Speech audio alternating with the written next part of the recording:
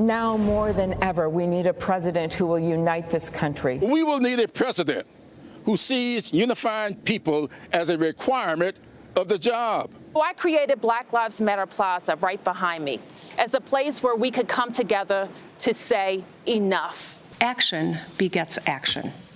Progress begets progress. And when we work together, we can accomplish anything.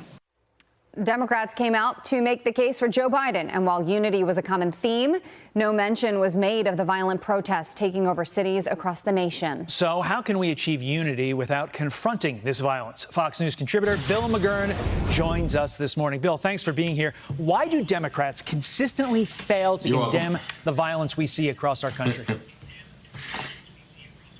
Well, would you talk about it if you're trying to sell your party? They don't have a good answer for it. First of all, they don't have a good answer in the actual cities. They have not been able to quell the violence. So it's a real blind spot for them. And I think they'd be insane to bring it up, because if they brought it up, it would probably only encourage the protest. The way Democrats have been talking about this have only egged these guys on. So I don't think they had any choice but to ignore it. We heard a lot about Joe Biden as the unifier last night. We did not hear a lot about Joe Biden's plans if he were to take the presidency and, have 4 years with Kamala Harris. What did you think of the absence of Joe Biden, if you will, last night? We did see him once.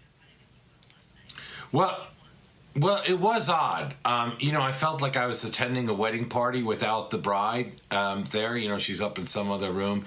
It is odd. It's not unusual for the nominee not to speak until the end, but usually like they're sitting in their seats or watching from their hotel room with their fan. People like seeing that.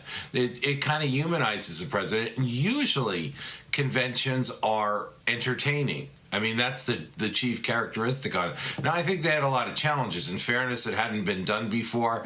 I don't really know what the good answer is, but it did seem to me a real lack of excitement. When you're with people that believe as you do, that in this case want to see Donald Trump gone, want Joe Biden elected, you would have thought it would be a little more electric. I'm not sure the formats they chose were the best things that they could do. It'll be interesting to see how Republicans watching this try to counter at their own convention. Yeah. Technically, I mean, what do they do to try to be a little different? Well, right, and they can learn from this.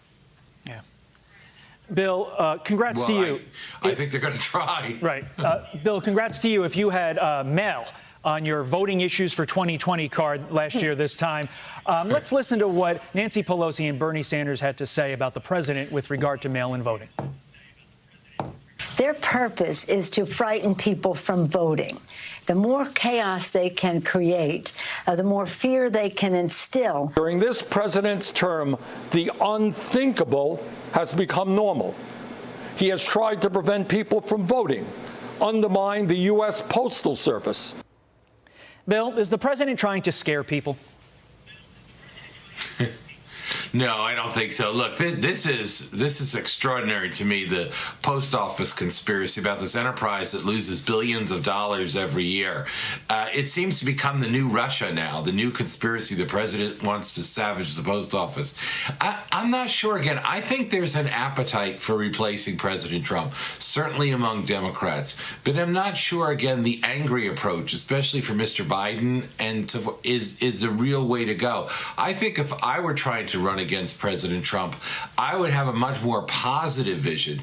Everyone does attacks and does negative, but last night what you didn't see, usually at a convention, you have these speeches. A lot of them are funny. It's unfair sometimes to the opposite party, right. But the partisans all like that. I didn't really see that except for Amy Klobuchar last night. And, well, we have 3 more nights to go. Again, it felt like a PBS. Yeah, we have 3 more nights to go, Bill. It felt like a PBS. Right. Yeah. And it's going to be probably the same. I'm sure Joe Biden's speech will arouse the crowd. We will be covering it. Bill, thank you very much for joining us. We appreciate it. Okay, thank you.